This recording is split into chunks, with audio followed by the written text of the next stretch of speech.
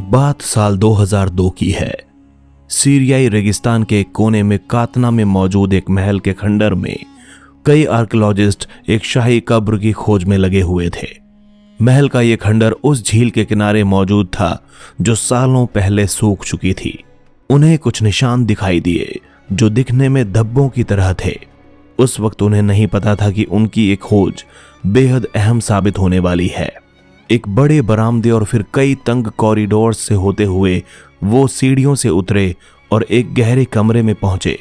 कमरे में एक तरफ बंद दरवाजा था जिसके दोनों ओर एक तरह की दो मूर्तियां थीं। दरअसल उन्हें एक शाही कब्र मिल गई थी। पुरातत्ववेत्ताओं को कमरे के भीतर 2000 वस्तुएं मिली जिनमें गहने और एक बड़ा सोने का हार था, लेकिन कमरे के फर्श पर गहरे रंग के बड़े बड़े धब्बे मौजूद थे। इन धब्बों ने पुरातत्वविदों का ध्यान अपनी ओर खींचा। उन्होंने धूल और मिट्टी की परत से अलग कर इन बैंगनी रंग के धब्बों के नमूने जांच के लिए भेजे।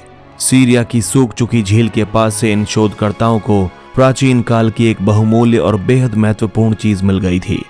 ये वो चीज थी जिसके कारण कई साम्राज्य ताकतवर बने रहे, राजाओं की हत्या हुई और कई पीढ़ियों तक शासकों की ताकत को और मजबूत किया। इस चीज को लेकर मिस्र की रानी क्लियोपैट्रा का जुनून इतना अधिक था कि वो अपनी नाव की पाल के लिए भी इसका इस्तेमाल करती थी। कुछ रोमन सम्राटों ने तो यह आदेश तक सुना दिया था कि उनके अलावा अगर कोई और इस चीज से रंगे कपड़े पहनेगा तो उसे मौत की सजा दी जाएगी। ये चीज थी टायरियन पर्पल डाई, जिसे शाही बैंगनी या शाही रंग और अंग्रेजी में शेलफिश पर्पल कहा जाता है।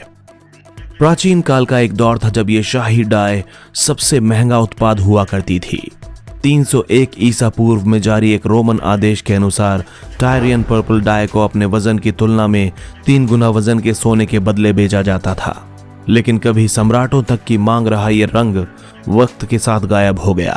15वीं सदी तक इसे बनाने की कला कहीं खो गई और आज के दौर में इसे बनाने की कला शायद ही किसी को पता है।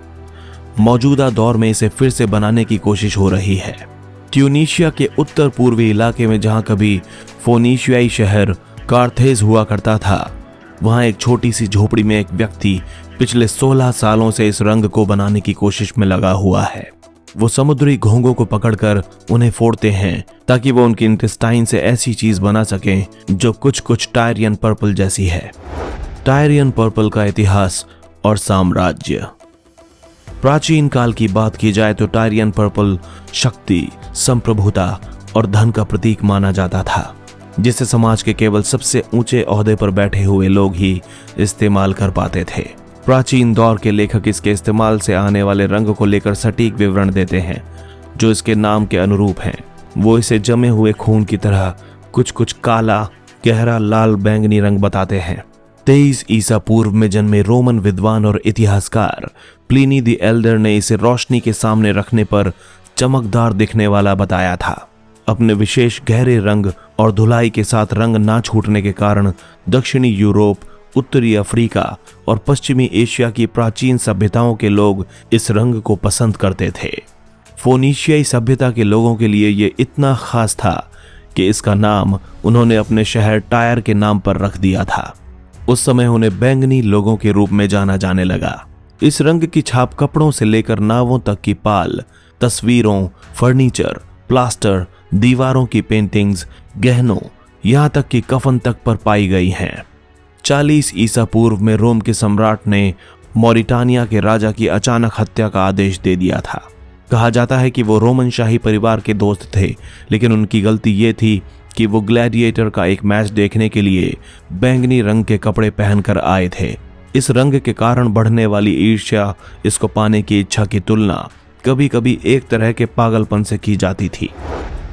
समुद्री जीव से बनने वाली चीज। अजीब बात यह है कि कभी बेहद मूल्यवान माने जाने वाला यह रंग अपने समकालीन लेपिस लजूली या फिर लाल रंग देने वाले रोज मैडर की तरह सुंदर रत्न या पेड़ पौधों से नहीं आया था, बल्कि ये एक तरल पदार्थ से आया था जिसे म्यूरेक्स परिवार में समुद्री घोंघे बनाते हैं। वास्तव में ये एक लार या स्लाइम जैसे म्यूकस से आया था।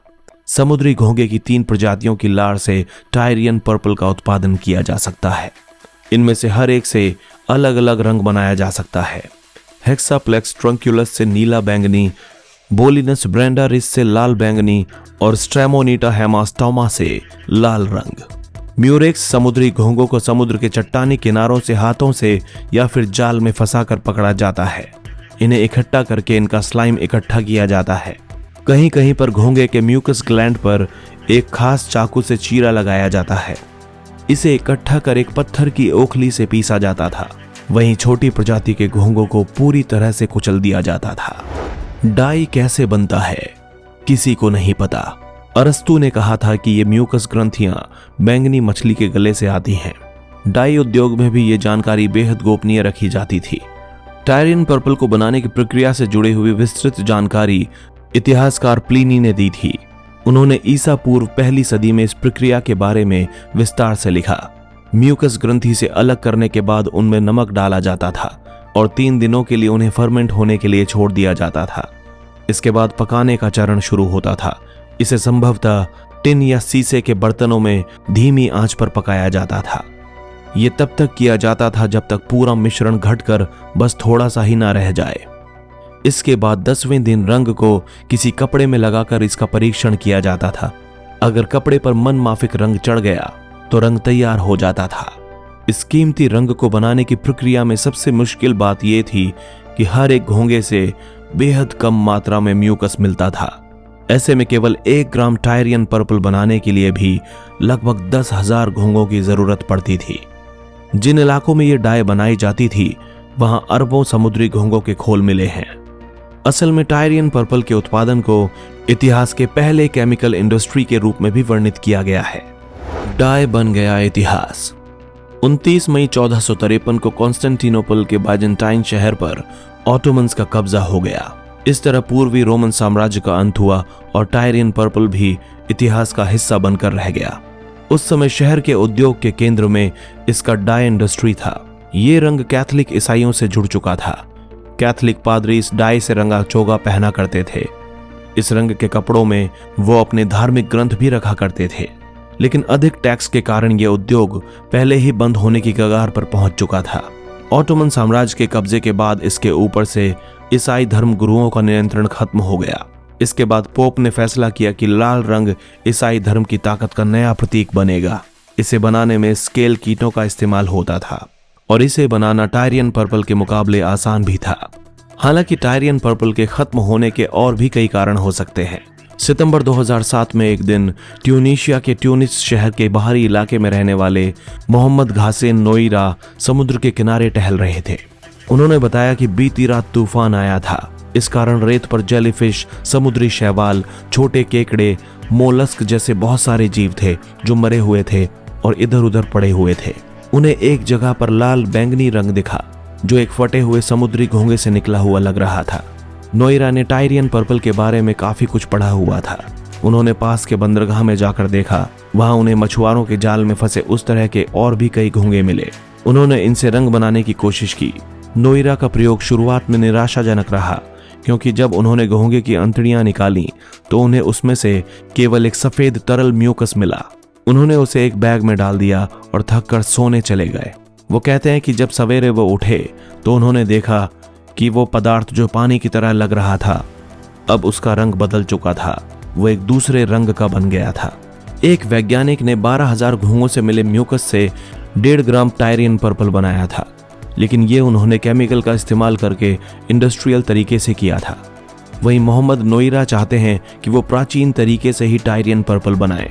इस कोशिश में वे अपनी जिंदगी के 16 साल बिता चुके हैं। उन्होंने कई बार रंग बनाया लेकिन वो कभी टायरियन पर्पल के नजदीक नहीं पहुंच पाए।